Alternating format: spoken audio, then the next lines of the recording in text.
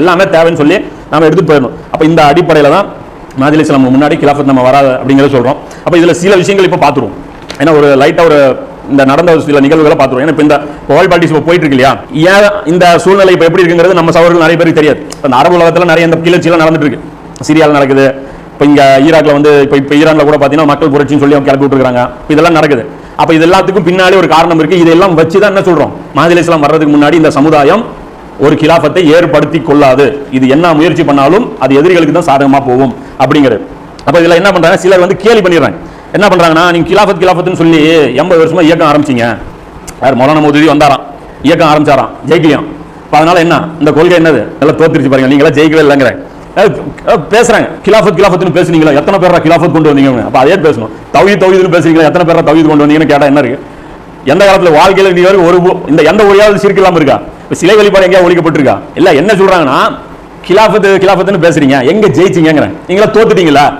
அதுல கமெண்ட் பண்றாங்க, நீங்களா தோத்துட்டீங்களா? 60 வருஷம் ஆச்சு, 70 வருஷம் ஆச்சு, நாங்களும் இவங்க ஏதாவது கிலாஃபத்து கொண்டு வந்துருவாங்கன்னு பார்த்தோம், அதெல்லாம் ஒண்ணும் கொண்டு வரலாம். உங்களெல்லாம் வச்சுட்டு எப்படி கொண்டு வர்றீங்க? அதாவது ஊர் கூடி தேர்தல் இருக்கிற மேட்ரு, 4 பேர் கையில வச்சுட்டு என்ன நாங்க இப்படி பிடிச்சிட்டா நீங்க ஆப்போசிட்ல இருக்கிறீங்க, அப்புறம் தேர் எங்க இருந்து இங்க போவோம், நாம 2 பேர் இப்படி இழுத்தா 2 பேர் இப்படி இழுத்துட்டு நம்ம தேர் ஒரே இடத்துல தான் நிற்கும். இல்ல, இங்க என்ன விஷயம்னா, கிலாஃபத் இயக்கங்கள்லாம் தோல்வி அடைஞ்சது உண்மைதான். யாருமே கிலாஃபத்து கொண்டு வரல. ஒரே ஒரு இயக்கம் மட்டும் கொண்டு வந்தாங்க, யார்? இவானுல் முஸ்லிமீன் கொண்டு வந்தாங்க. அதுவும் வந்து ஏகப்பட்ட பாலிடிக்ஸ், அந்த பாலிடிக்ஸ் நடந்தது எல்லாரும் தெரியும். எகிப்தில் அந்த முர்சியோட ஆட்சி என்ன ஆச்சு அப்படின்னு. அப்ப என்ன விஷயம்னா, 60-70 வருஷமா இவங்க தோல்வியெல்லாம் அடைய. தோல்வினா என்ன? உலகத்தில் ஜெயிக்காம போறது தோல்வியா? அது தோல்வியே கிடையாது, அது வெற்றி. கிலாஃபத்துக்காக யாரெல்லாம் பாடுபட்டாங்களோ அவங்கள தோக்கல, அவங்கள ஜெயிச்சிட்டாங்க. அவங்க எல்லாமே அல்லாஹ் இடத்துல இன்ஷாஅல்லாஹ் அவங்களுடைய அந்த செயல்கள் அங்கீகரிக்கப்பட்டுச்சுன்னா அவங்க ஜெயிச்சிருவாங்க.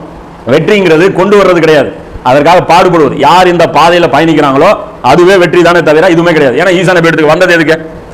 ஜெருசலத்தை தலைமையகமாக வைத்து உலகத்தையே ஆட்சி பண்ணுவதற்காக தான் வந்தாங்க அப்படின்னு குர்ஆன்ல இருக்கான்னு கேட்பாங்க. அப்படின்னு கேட்காதீங்க, ஹதீஸ்லயே இருக்கு.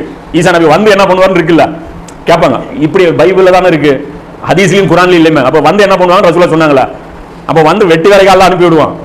போய் வந்து வேலைக்கே சொல்லப்படாத ஒரு வேலையை போய் செஞ்சுட்டு வாங்கன்னு அல்லாஹ் அனுப்புவான். சொன்ன வேலை தான் பாதி இன்கம்ப்ளீட் ஆகி போச்சு, அதை வந்து அதுக்குண்டான சூழல் இல்லைன்னு தான் அவங்க போனாங்க. அது வந்து செய்வாங்க. அப்போ தெரியும் உலக ஆட்சி யாருக்கு கொடுக்கப்பட்டது? உலக தூதுத்துவம் நபி ஸல்லல்லாஹு அலைஹி வஸல்லம் கொடுக்கப்பட்டது. ஆனா உலக ஆட்சி யாருக்கு கொடுக்கப்பட்டது? ஈசா அலைஹிஸ்ஸலாம் கொடுக்கப்பட்டது. ஜெயிச்சாங்களா அஜெண்டாவில்? வரல. ஏன் அப்படின்னா, நமக்கு கிடைச்ச மாதிரியான ஆட்கள் அவங்களுக்கு கிடைச்சிருக்காங்க. நாம தேர இப்படி இழுத்தா அவங்க அப்படி இழுக்கிறது. அது அந்த பக்கம் பெரிய கூட்டம், இந்த பக்கம் அவங்க வெறும் 12 பேர். மொத்த பனி இஸ்ராயேல் சமுதாயம் எந்த பக்கம் இழுத்துச்சு, அந்த பக்கம் இழுத்துச்சு. அப்புறம் ஒத்துழைப்பு அந்த லட்சணத்துல இருக்க போய் என்னாச்சு, போயிட்டாங்க. இவங்களை வச்சுட்டு ஒன்றும் பண்ண முடியாது. நீ மேலேயே வந்துட்டான்ல, என்னது இவங்களை திருத்தி இவங்களை கன்வின்ஸ் பண்ணி இவங்களெல்லாம் பாடம் எடுத்து ஒன்றும் பண்ணவே முடியாது. 2000 வருஷம் அவன் வாங்கிட்டான். 2000 வருஷம் ஆச்சு இவங்களுக்கு இவங்க சப்ஜெக்ட் புரிஞ்சுக்கிறதுக்கு. அப்போ இதுல வந்து போயிட்டாங்க. இப்போ மூசா அலைஹிஸ்ஸலாம் எடுத்துக்கங்க, அவங்களுக்கு என்ன எல்லாம் கொடுத்தான்? குர்ஆன்ல தெளிவா இருக்குல்ல, பாலஸ்தீனம் எல்லாம் சொல்றாங்களா, தூர்மலை போறாங்க. அந்த அவ்வளோ பெரிய ப்ராசஸ், அது சுப்ஹானல்லாஹ், அவங்களுடைய வாழ்க்கை அவ்வளோ கஷ்டமான வாழ்க்கை. அப்போ அவ்வளோ ப்ராசஸை முடிச்சுட்டு வராங்க. இறைவா தௌராத்து கொடுத்துட்டு அல்லாஹ் சொல்றான், இப்போ சொல்லல வேலை என்ன சொல்லு அப்படிங்கிற சொல்றாங்கன்னா என்ன சொல்றாங்க, போ பாவிகளுடைய ஒரு வீட்டை நான் உனக்கு காமிச்சு கொடுப்பேன், அந்த இடம் போ, புனித பூமி, அந்த பூமியை போய் ஜெயிச்சிருங்கிறாங்க.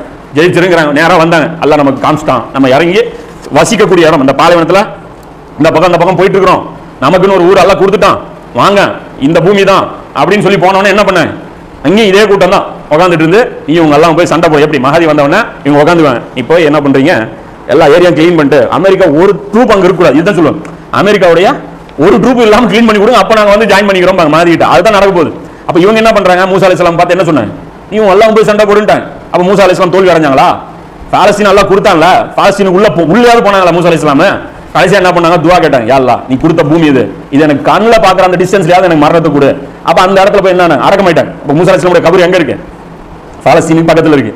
அது ஹதீஸ்லயே வரும். நபி ஸல்லல்லாஹு அலைஹி வஸல்லம் மேராஜுக்கு போகும்போது அந்த இடத்துல வந்து சொல்லுவாங்க, மூசா அலைஹிஸ்ஸலாம் கபர்ல தொழுதுட்டு இருக்காங்க அப்படின்னு. அப்ப அது இல்லாமலும் பாருங்க, பல்வேறு சமூகத்தார், நபி ஸல்லல்லாஹு சொல்றாங்க, பல்வேறு சமூகத்தார் எனக்கு காட்டப்பட்டார்கள் நபிமார்களுடன். அப்ப நபிமார்களுடன் அந்த சமூகத்தார் வந்துட்டு இருந்தாங்க. சில நபிமார்கள் எப்படி இருந்தாங்க, பெரிய கூட்டம், சில நபிமார்கள் சின்ன கூட்டம், சில பேர் 10 பேர் வச்சிருந்தாங்க, சில பேர் 5 பேர், சில பேர் ஒரு ஆளு. அப்ப இந்த நபிமார்கள் எல்லாம் தோல்வி அடைஞ்சவங்களா? அப்போ இவங்க எல்லாம் தோல்வியா? இது மேட்டர் கிடையாது. வேலை செய்யறது தான் வெற்றி தோல்வியை தவிர அது கம்ப்ளீட் பண்றது நமக்கு அஜெண்டாவே கிடையாது. நம்மளுடைய பணி வேலை செய்யறது தான். இந்த ஹதீஸ் புகாரில பாத்தீங்க அப்படின்னா 6541. இப்போ இதுதான் விஷயம். அப்போ ஒரு கொள்கை சரியா தவறா, இது ஆதாரபூர்வமா குர்ஆன் ஹதீஸ்ல இருந்து நிறுவப்பட்டிருக்கா இல்லையா, இதுதான் பார்க்கணும். ரசூலுல்லாஹ்வுடைய வாழ்க்கையில இருந்து நம்ம பார்க்கணும், இதுதான் பார்க்கணுமே தவிர அதை விட்டுட்டு இது ஜெயிச்சுதா, இது நீங்க கொண்டு வந்துட்டீங்களா, இப்பெல்லாம் பேசக்கூடாது. அப்ப அந்த அடிப்படையில் இப்ப கிலாஃபத்து சித்தாந்தம் வந்து தோத்து போன சித்தாந்தம்லாம் கிடையாது. அதுதான் மறுமை வெற்றி. அதான் எல்லாம் சொல்றான் பாரு, சஃபு பூரா சஃபுல எல்லாம் என்ன சொல்லுவான், வேதனையிலிருந்து காப்பாற்றி தரக்கூடிய ஒரு வியாபாரத்தை உங்களுக்கு நான் காட்டி தரட்டுமா அப்படிமா? என்ன பேசுவான் அந்த இடத்துல? சடங்கெல்லாம் பர்ஃபெக்டா செய்யுங்க, இதான் பேசிட்டு இருப்பான்.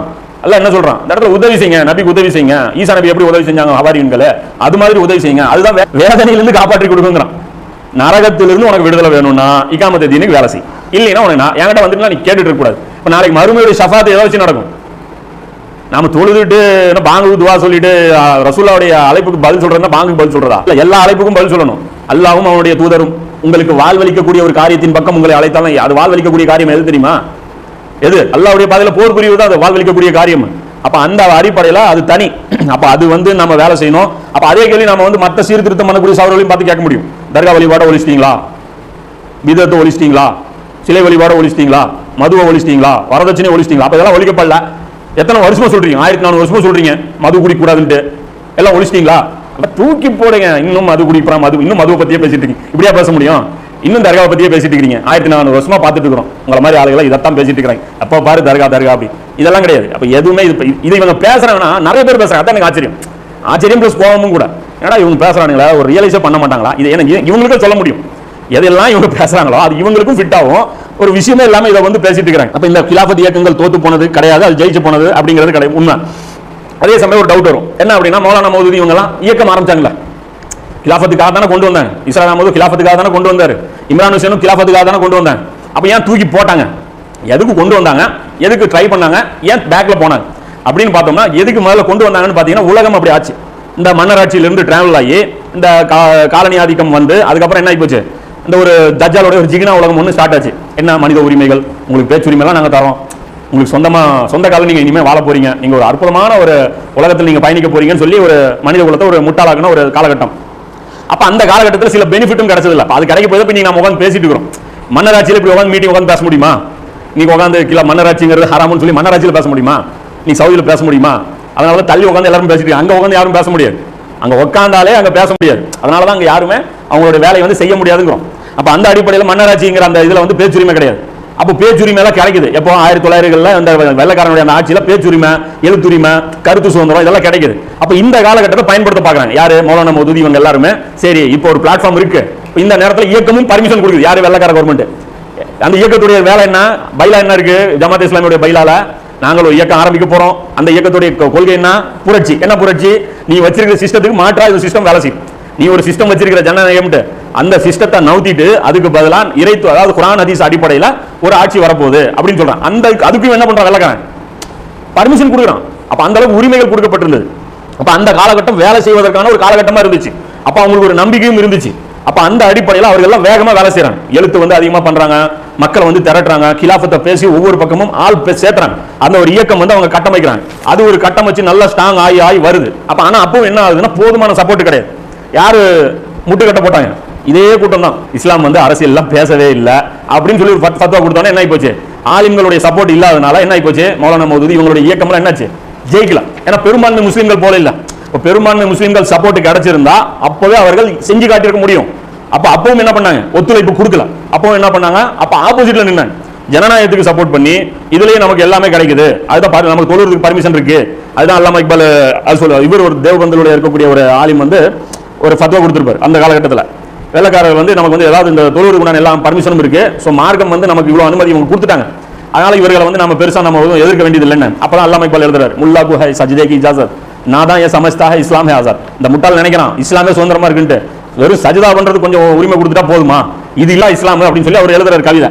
அப்ப விஷயம் என்னன்னா, அப்பவும் என்ன நடக்குது அப்படின்னா, பெரும்பான்மையான அந்த ஒத்துழைப்பு கிடைக்காதனால அவங்க என்ன பண்ணிட்டாங்க, அது அந்த அந்த இயக்கங்கள்லாம் என்ன ஆயிடுச்சு, படிப்படியா அந்த வந்து அந்த இயக்கங்கள் அப்படியே பலம் இழந்து இன்னைக்கு என்ன போச்சு, கொலாப்ஸ் ஆயிடுச்சு.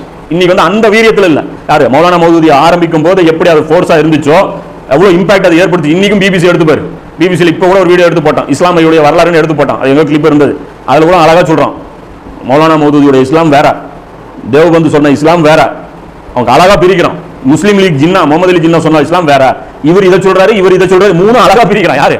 பிரிட்டிஷ். அவனுக்கு தெரியுமில்ல, அவன் தான் ஜசாசா இல்ல, அவனுக்கு தெரியும் தெளிவா எது அவனுக்கு இஸ்லாம்ட்டு. அப்ப அவன் தெளிவா பிரிச்சு அதை அக்குவேர் அணி வேற அவன் பிரிக்கிறான். மொத்தத்தில் என்ன அப்படின்னா, சூழ்நிலை அமையல. அப்ப அந்த சூழ்நிலை அமையாதனால என்ன ஆகி போச்சு, அவங்க உயிரை அந்த நிலையில அவங்க மரணிச்சாங்க. அதுல இருந்து பின்வாங்கல, கிலாஃபத்து தப்புன்னு சொல்லி வாபஸ் ஸ்டேட்மெண்ட் கொடுத்தாங்களா, அதுதான் தோல்வி. மரணிக்கும் போது என்ன சொல்லணும், இவ்வளவு நாள் நாங்க தப்பா இருந்தோம், இது கிலாஃபத் தான் இஸ்லாத்துடைய அடிப்படைன்னு நினைச்சோம், ஆனா இன்னைக்கு அதை நாங்க உணர்ந்துட்டோம், இப்படி பேசணும். அதெல்லாம் அவங்க பேசல. நீங்க ஒத்துழைப்பு கொடுக்கல, நாங்க போய் மேல போய் உங்களை புகார் கொடுக்க போறோம்னு தான் போனேன். மேல இருக்கும் பஞ்சாயத்து, அவங்க வருவாங்க. நீங்க என்ன பண்ணீங்க அல்ல சொல்றல, நீங்க அவர்களும் செயல்பட்டார்கள், நீங்களும் செயல்பட்டீங்க. என்கிட்ட இருக்கு, நீங்க கருத்து வேறுபாடுபட்ட விஷயத்துல நான் உங்களுக்கு புரிய வைப்பேன் எது இஸ்லாத்துடைய முதல் கடமை ரெண்டாவது கடமை. இப்ப இன்னொரு கூட நான் சொல்றேன் பாருங்க, இவங்க என்ன பண்ணாங்கன்னு கேக்குறாங்களா, அல்லாமா இக்பால் என்ன பண்ணிட்டாரு, சையத் குதுப் என்ன பண்ணிட்டாருன்னு. இப்போ ஈசா நபி திரும்ப இந்த காலகட்டத்தில் வருவாங்கன்னு இப்போ நம்ம சொல்லிட்டு இருக்கோம். இப்போ இந்த காலகட்டம்ல ஈசா நபிக்கு உதவியாளர்கள் யார் உருவாக்கி கொடுத்தது? இந்த அல்லாமா இக்பாலும் மௌலானா மௌதூதி தான் உருவாக்கி கொடுத்தாங்க. எந்த தைரியத்தில் அவங்க வர்றாங்க ஈசா நபி? அதே 12 பேர் மறுபடியும் ஃபர்ஸ்ட்ல இருந்தா என்ன நினைப்பேன், அதே 12 பேர் அதே இந்த பக்கம் உதவி விட்டோம் போகலாம், அடுத்த 2000 வருஷம் மறுபடியும் இதே நடக்க வைப்பலாம். இப்படிதான் அக்கப்போ இப்போ இல்லை, இப்போ 12 பேர் இல்லை, அப்போ விட்டுட்டு போன கூட்டம் இல்லை. இப்போ போனா யாரு, இப்போ யாருடைய அந்த ஃபீல்ட் ஒர்க்கு பலன் அளிக்க போகுது? அதான் இம்ரான் இவர் இஸ்ரார் அஹமது பேனில் சொல்லுவார், கடைசியாக சொல்லுவார், 50 வருஷம் 40 வருஷம் கிட்டத்தட்ட 40-45 வருஷம் நான் இது வேலை செஞ்சுருக்கேன், இதோட பலன் நல்லா எனக்கு கொடுப்பா. சும்மா கிடையாது, அவர் சொல்கிறாரு அவ்வளோ வேலை செஞ்சுருக்கான். கிட்டத்தட்ட 500 சென்டர் குரானுக்கு உருவாக்கியிருக்காரு. நம்ம குரான் மதரசான் உருவாக்கியிருக்காரு. அவருடைய குரான் தரிசு பார்த்து தான் குரானில் இவ்வளோ வெயிட் இருக்குது எனக்கு தெரியும். இப்போ குரானை பார்ப்போம், மேலோட்டமாக படிப்போம். குரான் வந்து அதுக்கு ஒரு ஃபஹம் இருக்கு, சும்மா கிடையாது. அதை எழுதுறாரு மௌலானா மௌதூதி, தஃபீமுல் குரான், குரானை விளங்கும் தஃபீம், குரானுடைய விளக்கம், அது எப்படி புரியணும், அது ஒரு மேட்ரு. இப்போ நீங்க சொல்றாங்க இல்லையா, எனக்கு குரான்ல ஏபிசிடியே தெரியாது, நான் ஒரு வெட்டு எனக்கு தெரிஞ்சது ஏதோ நான் வளர்றேன், அதுல இருந்து எத்தனை பேர் சொல்றாங்க இல்லைங்க நீங்க சொல்ற அந்த விளக்கம் குரான்ல இருந்து எங்களுக்கு கரெக்டா படுது, இது கரெக்டா இருக்கு அப்படிங்கிறாங்க. அப்ப அவங்க எவ்வளவு வேலை செஞ்சிருக்காங்க. இதுதான் வேலை. குரானும் பேச வைக்கணும், அது சைலண்டா இருக்கும், அது அப்படியே உள்ளத்தோட பேச வைக்கணும். அதை பேச வச்சுட்டீங்கன்னு வச்சு அதுக்கப்புறம் அது வேலை செய்யும் பாரு, அதுதான் அவர் பண்ணாரு. 500 சென்டர் பக்கமா அவர் உருவாக்கியிருக்காரு. 500 இடங்கள்ல தப்சீர், குரான் தப்சீர் நடத்திருக்கிறார். உலகம் பூரா கிட்டத்தட்ட இன்னைக்கு எடுத்தீங்கன்னா 40 கோடி பேர் பக்கமா உருது மொழியில் இருக்கிறான். எல்லாருக்குமே தெரியும் இஸ்ரார் அஹமதுடைய தப்சீர் வீடியோ வந்து நம்ம இஸ்ரார் அஹமது சொல்றோம். இஸ்ரார் அஹமது யாரு? மௌலானா மௌதூதியுடைய மாணவர். எல்லாம் ஒரு மரத்துடைய கனிகள் தான் இவங்க எல்லாருமே, புரியுதா? இவர் கொடுத்த பலன் இவர் கொடுத்த பலன் இவர்கிட்ட இருந்து இவர் கல்வி எடுப்பாரு. இவங்க யாருமே சொந்தம் கொண்டாட மாட்டாங்க, நாங்க தான் பெரிய ஆளுன்ட்டு. இவங்க எல்லாருமே மாத்தி மாத்தி வேலை செஞ்சுட்டே இருப்பாங்க, செயின் இது. அப்ப இவங்க வேலை செஞ்சுட்டு போயிருக்காங்க. இந்த பிளாட்ஃபார்ம் தான் பலன் கொடுக்க போகுது. நாளைக்கு மஹதி வந்தாலும் சரி, இன்னும் நிறைய பாடுபட்டு இருக்காங்க. இதெல்லாம் வந்து நான் சொல்றேன்னா சும்மா இந்த ஜோன்ல சொல்றேன், இவங்க 2 பேர் தான் வேலை செஞ்சாங்கன்னு இல்லை, இது மாதிரி நிறைய மற்ற பகுதியில் இருக்கக்கூடிய எல்லாருமே பாடுபட்டு இருக்காங்க, நல்ல ஆத்மா எல்லாம் இருக்காங்க. அப்ப அவர்கள் எல்லாமே இப்ப நீ வேலைச்சாங்களா, இன்னைக்கு இந்த இகாமத்துதீன் பேசுறாங்க இல்லையா, இவர்களால் தான் இந்த உலகம் வந்து மிகப்பெரிய ஒரு சீர்திருத்தத்தை நோக்கி போக போகுது. அப்ப இது வந்து இப்ப இவங்க பண்ணிட்டாங்க. இப்ப இவங்க பண்ண வேலை 80s வரைக்கும் இவங்க வேலை செஞ்சாங்க, போயிட்டாங்க. இவர் 2010 வரைக்கும் வேலை செஞ்சாரு, போயிட்டாரு. இப்ப இம்ரான் ஹுசைன் இந்த மாதிரி ஆளுகள் என்ன பண்ணிட்டாங்க, வேணாம் அப்படின்னு சொல்லி தூக்கி போயிட்டாங்க. இப்ப எதனால அப்படின்னா 2001 ட்வின் டவர் தாக்குனாங்க. ட்வின் டவர் தாக்குனதுக்கு அப்புறம் என்ன பண்ணாங்க அப்படின்னா மிகப்பெரிய லெவலில் ஒரு ப்ராபகண்டா, அதாவது ஒரு பொய் பிரச்சாரம் வந்து மேற்கொண்டாங்க. என்ன அப்படின்னா இஸ்லாம்னாலே தீவிரவாதம் தான், அது உள்குத்து வேலை, அது பண்ணதே அமெரிக்கா, அது தனி கதை, அதை பத்தி ஏகப்பட்ட டாக்குமெண்ட்ரிஸ் யூடியூப்ல இருக்கு. இன்னைக்கு அது பொறுத்த வரைக்கும் அது ஒரு காமனான சப்ஜெக்ட் ஆயிருச்சு. ஓரளவுக்கு ரிசர்ச் பண்ணணுங்கிற ஆர்வம் இருக்கிறவங்க எல்லாருமே என்ன பண்றாங்க, ஒத்துக்கிறாங்க, ஆமா அது இன்சைட் ஜாப் தான். ஏன்னா ஃபிளைட்டுடைய பெட்ரோல்ல பில்டிங் உழுவாது, ஃபிளைட் போய் மரத்தில் மோதினா கூட மரம் நிற்குது. எத்தனையோ வீடியோஸ் நீங்க பாக்குறோம், போயிங் 747 போய் அடிச்சதுன்னா மரம் நிற்குது. பழங்காலத்து மரமா இருந்ததுன்னா மரம் அப்படியே இருக்கு, ஃபிளைட் ஓங்கிருக்கு. ஒரு மரத்தையே உழிக்காத ஃபிளைட் அவ்வளவு பெரிய பில்டிங்கை வந்து உள்கொலைச்சு அப்படி, அதாவது அந்த கண்ட்ரோல்டு டெமாலிஷனுக்கும் அது போய் ஃபிளைட் மோதுறதுக்கும் இது என்ன சொல்றது, முழு சோத்துல பூசணிக்காய் மறைக்கிறதுங்களா, அது மாதிரி ஒரு கேனத்தனமான ஒரு இது. அதனாலதான் அவங்க எல்லாமே அந்த இதெல்லாமே பண்ணாங்க. அதுல பொறுத்த வரைக்கும் அதுக்கப்புறம் இவர்கள் பண்ண பாலிடிக்ஸே வேற. ஏன்னா பிரிட்டனுடைய கையில பாத்தீங்கன்னா பிரிண்ட் மீடியா இருந்தது, இந்த அச்சு மீடியா பேப்பர்ஸ் எல்லாமே பிரிட்டன், அவங்க சொல்றதுதான் உண்மை. அடுத்து என்ன போச்சு, எலக்ட்ரானிக் மீடியா யாருது, அமெரிக்கா. இந்த சேட்டலைட் மீடியா எல்லாமே யாருது, அமெரிக்கா தான். அந்த புரட்சி கொண்டு வந்தானே, இந்த டிவி இந்த டெக்னாலஜி எல்லாம் கொண்டு வந்தது யாரு, அமெரிக்கன்ஸ் கொண்டு வந்தாங்க. அப்ப அமெரிக்கன் இது வந்ததுக்கு அப்புறம் என்ன போச்சுன்னா இவங்க சொல்றது தான் நியூஸ். இன்னைக்கு எடுத்துங்க, இன்னைக்கு வந்து தெரியுமில்ல, டிவில யார் வேணாலும் ஹீரோவா சித்தரிக்க முடியும், யாரை வேணாலும் வில்லனா சித்தரிக்க முடியும். அதுக்கப்புறம் என்ன பண்றாங்கன்னா இந்த ப்ராபகண்டாங்கிற அந்த புது புயலை வந்து சந்திக்கிறாங்க யாரு, முஸ்லீம் அறிஞர்கள். மௌலானா மௌதூதி காலத்துல இந்த அளவுக்கு கிடையாது, இந்த அளவுக்கு தீவிரவாத முத்திரை குட்டப்பட்டுச்சு அவர் மேல. எங்கேயாவது அவரை பார்த்து ஷியானா, அவரை பார்த்து என்ன சொன்னானுங்க, ஷியானானுங்க, காதியானிங்க, தீவிரவாதி யாராவது சொன்னானா சொல்லலாம். இன்னைக்கு இஸ்லாமத்தை பேசுறேன்னு பார்த்து என்ன சொல்றாங்க, புரியுதா? 4வது ஒரு லேபிள் நம்ம ஒட்ட வச்சிருக்காங்க தெரியுமில்ல, சியா லேபிள் ஒட்டிடுவாங்க. அது வந்தவொடனே சியா லேபிள் ஒட்டிடுவாங்க, அலினாலே சியா லேபிள் வந்துடும். அடுத்து வந்து தஜ்ஜாலி முன்னாடி பேசினா காதியானி லேபிள் ஒன்று ஒட்டிடுவான். அடுத்து ஸ்பெஷல் ஐட்டம் ஒன்று வச்சிருப்பாங்க, இதை கொண்டாந்து இதை ஓட்டிட்டு போயிடுவான், இதை ஒட்டிட்டு இதுவும் ஓட்டிட்டு இப்போ நமக்கு மட்டும் எக்ஸ்ட்ரா மௌலானா மௌதூதி கடைசி லேபிளோட எக்ஸ்ட்ரா ஒரு லேபிள் கூடுதலாக ஓட்டிட்டு போயிடுவாங்க. இந்த லேபிள் எதிர்த்து வேலை செய்வது ரொம்ப கஷ்டம். இதுலேயே கூட பேசுறாங்களா, நம்ம சோர்களே பேசுறாங்களா, இஸ்லாம் வந்து தீவிரவாதம், இப்படி கிலாஃபத் பேசுபவர்களால் தான் தீவிரவாதம் வளர்ந்து. அவன் ஜாரா நாசிம் தௌஹீத் பேசினானா கிலாஃபத் பேசினானா, அவன் தௌஹீத் பேசினான், அவன் மௌலூதுக்கு விவாதம் நடத்தினான். ஏன் அதை ஃபிட் பண்ணுவோமா, மௌலூது பேசினவர்களால் தான் இந்த மாதிரி வெடிகுண்டு வைத்து தகர்த்தார்கள். ஆக்சுவலா சொல்ல போனா அவங்க யார், அவங்க யார் ஐடியாலஜியா எடுக்கிறாங்க, அவங்களுடைய ஐடியாலஜி என்ன, அவங்களுடைய ஐடியாலஜியே வந்து கிட்டத்தட்ட அந்த எக்ஸ்ட்ரீமிசம் தான். அதாவது கடும்போக்கு இஸ்லாம் நம்ம சொல்றோம்ல, அந்த இஸ்லாம் தான் யார் ஃபாலோ பண்றா? ஐஎஸ்ஐஎஸ் தான். அவன் எதை இடிச்சான்? தர்காவை தான் பாம்பு வச்சு இடிச்சான். அவன் எதை தர்கா இடிக்கணும்னு யார் சொல்லிட்டு இருக்கா ஊருக்குள்ள? அவன் கிலாபத் பேசுறவன், அவன் தர்காவை தட்டணும்னு பேசுறவன், கையில ஆயுதம் கிடைச்சது, தர்காவை தான் பாம்பு வச்சான். அவன் போய் அமெரிக்கா ஒயிட் ஹவுஸா பாம்பு வச்சான். இந்த வந்து கிலாபத் ஜானா இதை தூக்கிட்டு நம்ம இந்த இடத்துல கிலாபத்தை கொண்டு வரணும். அவன் போய் பார்லிமெண்ட்லயும் ஒயிட் ஹவுஸ்லயும் அவன் பாம்பு வைக்கல. அவன் வச்சது தர்காலையும் கர்பலாலையும் இந்த இடத்துலயும் போய் பாம்பு வச்சான். சியாக்களுடைய பள்ளிவாசல்கள் இதுல தான் பாம்பு வச்சான். அப்ப இந்த தீவிரவாதம் பொறுத்த வரைக்கும் இந்த லேபிள் வந்து இவங்க கொடுக்க ஆரம்பிச்சிட்டாங்க. இப்ப இதெல்லாம் கொடுக்கும்போது என்ன ஆகுதுன்னு பாத்தீங்கன்னா, அப்ப அடுத்தது பாத்தீங்கன்னா இந்த ப்ராபகண்டா மூலமா எதுவுமே தோக்கடிக்க முடியல. ஈராக்ல போறாங்க வர்றாங்க, 2020 டவர் அடிக்கிறான். ஆப்கானிஸ்தான்ல பாடுபட்டு ஏற்படுத்தி ஒரு ஆட்சி வச்சிருந்தாங்க, அந்த ஆட்சியை அந்த ஒரு பொய்யை சொல்லி தூக்கிட்டான். அடுத்தது ஈராக் வந்தான், யாரு? அமெரிக்கா. என்ன சொன்னா? கெமிக்கல் பண்ண வச்சிருக்கான் சதாம் ஹுசேன் அப்படின்னு ஒரு பொய்யை சொன்னான். போனா 5 லட்சம் பேரை கொள்றான். ஒன்றும் பண்ண முடியல. நம்ம என்னைக்கு இகாமத்துக்கு நோட்டீஸ் கொடுத்து 1 2 ஆக்கி 2 4 ஆக்கி இவன் ஒரு வருஷத்துல எல்லாத்தையுமே அழிச்சிட்டு போயிட்டு இருக்கான். ஒரே ஒரு நியூஸ் எல்லா சேனல்லையும் டெலிகாஸ்ட், அடுத்த 2 மாசத்துல படைகள் போது தட்ட ஆரம்பிச்சிடறான். அப்ப இவங்களோட எங்க போய் மோதுறது? நீ ஆப்போசிட் மீடியா உனக்கு என்ன இருக்கு? அவங்க CNN இருக்குன்னா உனது INN இஸ்லாமிக் நியூஸ் நெட்வொர்க் ஏதாவது வச்சிருக்கியா? இல்ல. மாற்று பிளாட்ஃபார்ம் ஏதாவது வச்சிருக்கியா? சேட்டலைட் வச்சிருக்கியா? யாஜூஜ் மாஜூஜ் இன்னைக்கும் குச்சியில தான் அம்புவான்னு நீ நினைச்சிட்டு இருக்கிற. சரி, குச்சி கேட்டா என்ன? குச்சி எரிப்பாங்கிறான். சரி, குச்சி எரிப்பா, ரைட்டு. வானம் வரைக்கும் குச்சி போகுமா? முதல்ல குச்சி எரிச்சிருவான், ரைட்டு. 7 அத்தனை லட்சம் பேருக்கு குச்சி எரிப்பாங்க. 7 வருடம் அந்த குச்சிகளை எரிப்பார்கள். சரி, நீ வா, இன்னைக்கு எப்படியாப்பட்ட குச்சி வேணாலும் ரெடி பண்ணு. அது வானத்துக்கே போகணும். இந்த ஆவர காரியமா அது? இங்க இருந்து எத்தனை 4வது மாடி 5வது மாடி கூட போகாது. நீங்க நெட்ல அடிச்சு பாரு, லாங்கஸ்ட் ஏரோ எவ்வளவு போகும்னு அடிச்சு பாரு. மிஞ்சி போச்சுன்னா இப்படி அது வெர்டிகலா எவ்வளவு போகும்? இப்படி போனா கூட மேல இருந்து விட்டா கூட இப்படி போயிடும். வானத்துக்கு ஒரு குச்சி போயிட்டா அது மரக்குச்சியே திரும்பி வருமா? ஸ்பேஸ் தாண்டி போச்சு குச்சி எரிஞ்சிடும். அவன் ட்ரெஸ் எதுக்கு போட்டு போறான்? அந்த விண்வெளி ட்ரெஸ். இந்த காற்று மண்டலத்தை தாண்டி ஒரு பொருள் போச்சுன்னா எரிச்சிடும். குச்சி போயிட்டு திருப்பி வந்து அடுப்புல அதே எரிப்பாங்களாம். அதே குச்சி தானே எரிக்க போறான். வானத்துக்கு போய் அந்த குச்சி தான் ரத்தத்தோட திருப்பி வரப்போகுது. அந்த குச்சி தான் அடுப்பு பத்த வச்சு அப்பயும் பிரியாணி தான், அப்பயும் தேய்ச்சாதான் யாரும் பார்த்தீங்கன்னா குச்சி அம்புதான் விட போறேன். அப்ப சேட்டலைட் நம்ம விடணும். அப்போ அந்த மாற்று சேட்டலைட் நம்மகிட்ட இல்ல. மாற்று சேட்டலைட் இருந்ததுன்னா அது ஒரு மீடியா மூலமா அவங்க பொய்ய பரப்ப, நீங்க உண்மை பரப்போம்.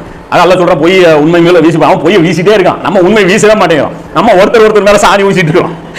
வீசிங்களா உண்மை வீசினாதானே ஆச்சு. இப்பதான் லைட்டா ஒரு கேப் கிடைச்சிருக்கு. எது? Social media.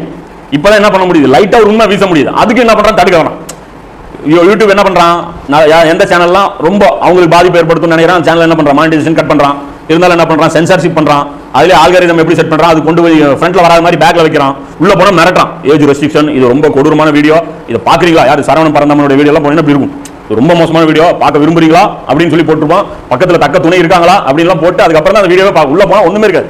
அது ஜென்ரலா இவங்களுடைய வண்டாவளம் என்ன இருக்கு? அது இப்பெல்லாம் இவங்க ஏமாத்துறானுங்க, எல்லாம் திருட்டு பசங்க, அமெரிக்காங்கிறது நல்ல நாடு கிடையாது, இதை தான் பேசியிருப்பான். அப்ப இந்த அளவுக்கு அந்த பாக்குறாங்க இவங்க, இந்த வரலாற்று இதை ஸ்டடி பண்றாங்க.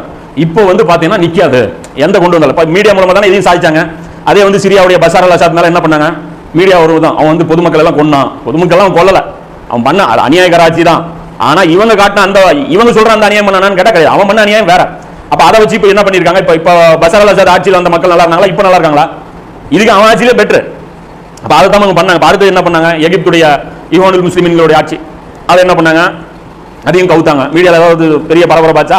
ஒன்றும் கிடையாது, அதெல்லாம் எதுவுமே பேச மாட்டாங்க. அப்போ துருக்கியில கூட என்ன பண்ணாங்க? இவங்க இந்த ராணுவத்தை ஏற்படுத்தி இப்போ இருக்கக்கூடிய இந்த எர்தோகானுடைய ஆட்சியை கூட என்ன பண்ணாங்க? கைப்பற்ற ட்ரை பண்ணாங்க. ஆனால் என்ன பண்ணாங்க? மக்கள் சப்போர்ட் பயங்கர அளவில் இருந்தது. மக்கள் வந்து டேங்குக்கு முன்னாடி படுத்துட்டான்.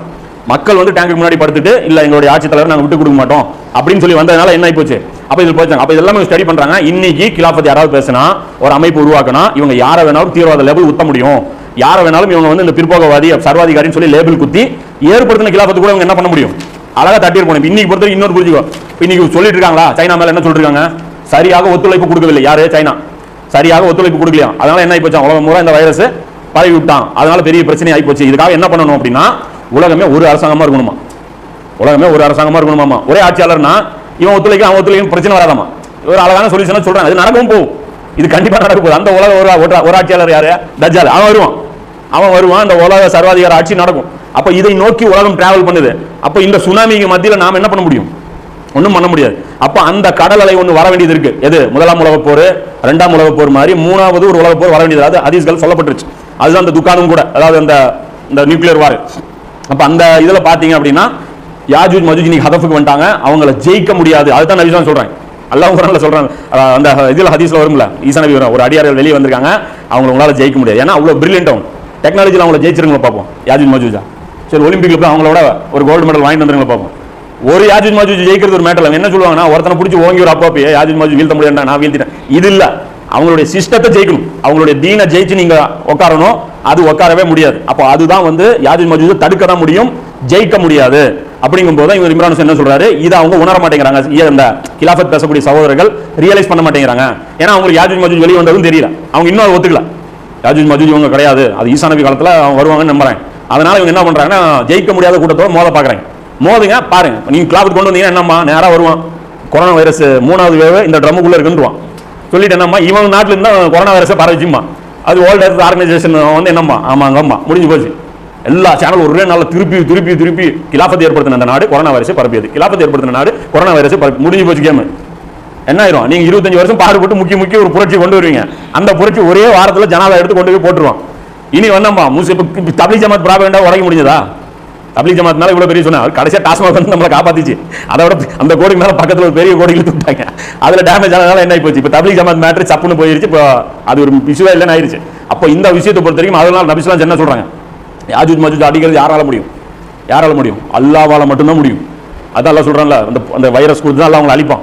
யாஜூஜ் மாஜூஜை யாராலுமே அழிக்க முடியாது. அதே மாதிரி தஜ்ஜால யாரால அழிக்க முடியும், ஈசா நபியால தான் அழிக்க முடியும், யாராலுமே அழிக்க முடியாது. மாதி அலைஹிஸ்ஸலாம் கூட யாஜூஜ் மாஜூஜ் என்ன பண்ணுவாங்க, தடுத்து தான் வச்சிருப்பாங்க, ஜெயிக்க மாட்டாங்க. மாதி அலைஹிஸ்ஸலாம் தடுத்து டிஃபெண்ட் பண்ணி தான் வச்சிருப்பாங்க. அப்ப கூட அப்ப ஏன் தடுக்க முடியும்னா, அப்ப யாஜூஜ் மாஜூஜ் பலமா இருக்க மாட்டான், அப்ப பலவீனமா இருப்பான். அப்ப யார் பலமா இருப்பானா, யூதன் பலமா இருப்பான். இஸ்ரேல் தலை தூக்கிடும், அந்த மிருகம் வெளிப்பட்டுரும். அப்ப அந்த 3ஆம் உலக போருக்கு அப்புறம் என்ன ஆயிரும், இஸ்ரேல் வல்லரசு ஆயிரும். அப்ப யாஜூஜ் மாஜூஜ் இந்த ஜெர்மனி லொட்டுலோஸ் இவங்க என்ன ஆயிருவாங்க, இவங்க பீஸ் போயிருவாங்க. இவங்கெல்லாம் பீஸ் போறாங்க. அந்த காலகட்டத்தில் நம்ம தலை தூக்க முடியும். எப்போ யூதன் தலை தூக்குறானோ அப்போதான் முஸ்லிம்கள் தலை தூக்க முடியும். இவங்களுக்கும் அவங்களுக்கு தான் ஃபைனல் மோதல் நபிஸ்லாம் சொல்றாங்கல்ல, அப்போதான் இவனும் ஸ்டடியா இருப்பான், மோதக்கூடிய அளவுக்கு இவனும் பலமா இருப்பான். யாரு, முஸ்லீம். அப்போ இருக்கக்கூடிய அந்த முஸ்லீம் இருக்கான்ல, அவன் மனசுல வகன் இருக்காது. அப்போ அந்த அரபுகள் வந்து நிப்பான் பாரு, எந்த அரபு நபி ஸல்லல்லாஹு அலைஹி வஸல்லம் காலத்துல எந்த அரபு மக்கள் வந்து நின்னாங்களோ அதே அரபு மக்கள் அந்த குவாலிட்டியில வந்து நிப்பாங்க. அப்ப என்ன ஆயிரும்னா, அவங்களுடைய அந்த ஏசி கார்லாம் போயிடும், அவங்களுடைய அந்த சொகுசு வாழ்க்கையெல்லாம் போயிடும், இந்த பெட்ரோலுடைய வருமானம்லாம் அவங்களுக்கு போயிடும். அதெல்லாம் போனதுக்கு அப்புறம் தௌபா செஞ்சு திருந்தின அந்த தூய்மையான மக்கள் இருப்பாங்க. அப்ப வந்து சவுதி சப்போர்ட் பண்ணும். அதுதான் நபி ஸல்லல்லாஹு அலைஹி வஸல்லம் சொன்னாங்க. இவங்களால நிறைய ஃபித்னா ஏற்பட்டிருக்கும். யாருனால, சவுதி இந்த இவங்களுடைய அந்த பாலிசிஸ்னால நிறைய ஃபித்னா ஏற்பட்டிருக்கும். சவுதி மேலே மக்கள் நம்பிக்கை இழந்திருப்பாங்க. அப்படி போயிடாதீங்க. என் அரபி இனத்திலிருந்து ஒருத்தர் வருவாரு, அவருக்கு நீங்க லீடரா இருங்க, தயங்காம போய் அவருக்கு பையத் செய்யுங்க. இதுதான் ரசூலுல்லாஹ் சொன்னாங்க. மாஹதி அலைஹிஸ்ஸலாம் வரும்போது ஏன் பையத் செய்ய சொன்னாங்கன்னா, இதுதான் மேட்டர். அப்ப அந்த இடத்துல தயங்குவாங்க மக்கள் அப்படிங்கிறது. அப்ப இந்த இஸ்ரேல் படிப்படியா வருது. இப்ப நம்ம கண் கூட தெரியுதுல்ல, ஆரம்பிக்கும் போது எப்படி இருந்துச்சு இஸ்ரேல், இத்துலூண்டு இருந்துச்சா, இப்ப எத்துலூண்டு இருக்கு, பாலஸ்தீன் இத்துலூண்டு இருக்கு, இன்னும் பெருசா போகும். இவ்வளவு வளர்ந்தது நம்புறீங்களா, அதுல மாற்றுக்கிறது கிடையாது. இல்ல இவ்வளவு இங்க இவ்வளவு வந்துச்சு இல்ல, இன்னும் நம்புங்க, இன்னும் கொஞ்சம் போகும். கேட்டா கிரேட் இஸ்ரேல் வர்றது நாங்க நம்ப மாட்டோமா? அப்ப இது வரைக்கும் வந்தது அதை நம்புறீங்களா? அந்த வளர்ச்சி அங்க போய் முடியும், அது வளர்ச்சி அது வரைக்கும் போய் முடியும். அப்ப அந்த வளர்ச்சி வர்ற வரைக்கும் முஸ்லிம்களால ஒரு கிலாஃபத் இயக்கம் கட்டமைக்க முடியாது, கிலாஃபத் அடிப்படையில் ஒரு நாட்டை உருவாக்க முடியாது. அவர்களுக்கு சில நாடுகள் தேவைப்படுது. Iraq, Iran, Jordan, Syria, Libya, Egypt, Saudi Arabia, இந்த பகுதிகள்லாம் அவங்களுக்கு தேவைப்படுது. அதை அவங்க பிடிப்பாங்க. ஆமா, இது எல்லாமே அவங்களுக்கு தேவைப்படுது. கிரேட் இஸ்ரேல் அது இருக்கு. தாவூத் அலைஹிஸ்ஸலாம் ஆட்சி பண்ண பகுதிகளில் அது இருக்கு. தாவூத் அலைஹிஸ்ஸலாமுடைய அந்த பகுதிகள் அது ஆட்சி பண்ண அவங்க சொல்லி வச்சிருக்காங்க. அப்ப அந்த அடிப்படையில் இவங்க வந்து அதை ட்ரை பண்ணிட்டு இருக்காங்க. அவங்களுக்கு மேப் வச்சிருக்காங்க இல்லையா, அப்ப அதை நோக்கி அவங்க போறாங்க. அதற்காகத்தான் இப்ப என்ன பண்றாங்க பாத்தீங்கன்னா, இந்த அரபு வசந்தம் சொல்லிட்டு 2011 கிளப்பி விட்டாங்க ஒண்ணு. அது மக்கள் புரட்சி. என்ன புரட்சினா, அந்த மன்னராட்சி வந்து மாத்தணும், மன்னராட்சி வந்து நம்மளை வந்து ரொம்ப இது பண்ணுது, நசுக்குது, அதுக்கு எதிராக நாங்க பொங்கி எழுந்துட்டோம் அப்படின்னு சொல்லி இவங்களை தூண்டி விடுறான். யார் தூண்டி விடுறா? அமெரிக்கா, இந்த மாதிரியான இந்த சக்திகள், மேற்கத்திய சக்திகள் இருக்குல்ல, இவர்களே தூண்டி விடுறாங்க. இவர்கள் தூண்டி விட்டு என்ன பண்றாங்க, அவர்களுக்கு ஃபுல்லா ஃபண்டிங், வெப்பன்ஸ் எல்லாம் கொடுக்குறாங்க. கொடுத்ததுக்கு அப்புறம் என்ன பண்றாங்க, அவங்களை சப்போர்ட் பண்றாங்க பாரு. சப்போர்ட் பண்ணி பண்ணி பண்ணி அந்த நாட்டில் இருக்கக்கூடிய நிலைமையை கொந்தளிப்பா ஆக்கி விட்டுறது. அமைதியா அந்த நாடு போயிட்டு இருக்கும். லிபியா அமைதியா இருந்துச்சா? கடாஃபியா மாத்திரான்னு இவங்க கிளம்புனாங்களா? கடாஃபியா மாத்தினாங்களா? லிபியாவை மாத்தினாங்களா? இன்னைக்கு லிபியாவே மாறி போய் கிடக்கு. இன்னைக்கு போய் நெட்ல அடிச்சு பாருங்க, லிபியா ஆஃப்டர் வார் பிஃபோர் வார் அடிக்கும். அடிச்சிங்கன்னா லிபியா ஆஃப்டர் வார், பிஃபோர் வார் சூப்பரா இருக்கும், ஆஃப்டர் வார் நீல் குழஞ்சிருக்கும். ஈராக் பிஃபோர் வார் சூப்பரா இருக்கும், ஆஃப்டர் வார் நீல் குழஞ்சிருக்கும். இது மாதிரி இவர்கள் போய் மக்கள் புரட்சின்னு சொல்லி இவங்களே தூண்டி விடுவாங்க. ஏன்னா எல்லா நாட்டிலையுமே கவர்மெண்ட் மேல அதிருப்தியில எல்லாருமே இருப்பான், இந்த சிஸ்டம் சரியில்லைங்கிறாங்க. இதே உங்களுக்கு வளர்த்து விட்டோம்னா, இதே அமெரிக்கா வந்து சில சில இதை மூவ்மெண்ட்டை சொல்றேன், இது மாதிரி வந்து மாற்று கருத்து சொல்லக்கூடிய அந்த மூவ்மெண்ட்களை வந்து வளர்த்தி விட்டு அவர்களுக்கு ஆயுதமும் கொடுத்து நீங்க எதுக்கு சண்டை போடுங்க அப்படி இப்படின்னு சொல்லி விட்டு இப்படி தவறான பாதையில் வழி நடத்தி கொண்டு போய் மீடியாவும் சப்போர்ட் பண்ண வச்சு இத்தனையும் பண்ண என்ன ஆயிரும், அந்த நாடு சொல்லி குறைஞ்சிரும். எங்க பார்த்தாலும் வன்முறை கலாச்சாரமா ஆயிரும். இந்த நேரத்தில் என்ன பண்ணுவான், அமைதி ஏற்படுத்த இவன் வந்துருவான். என்ன பண்ணுவான், அமைதி ஏற்படுத்துற இவன் உள்ள பூந்து அந்த பகுதிகள் எல்லாமே என்ன பண்ணுவான், இஸ்ரேலுக்கு பிடிச்சு கொடுக்குற அந்த வேலையை பண்ணுவான். சோ இப்போ கிலாஃபத்துக்காக இப்போ இவங்க என்ன நினைச்சிட்டு இருக்காங்கன்னா, சில சகோதரர்கள் அங்க அரபுகள் இப்போ மக்களாட்சி மன்னராட்சிக்கு எதிராக கலந்துட்டாங்க, இவங்க எல்லாம் கிலாஃபத் கொண்டு வர மாட்டாங்க, இவங்க கிலாஃபத்லாம் கொண்டு வர மாட்டாங்க, மிருகத்துடைய ஆட்சி தான் கொண்டு வர போறாங்க.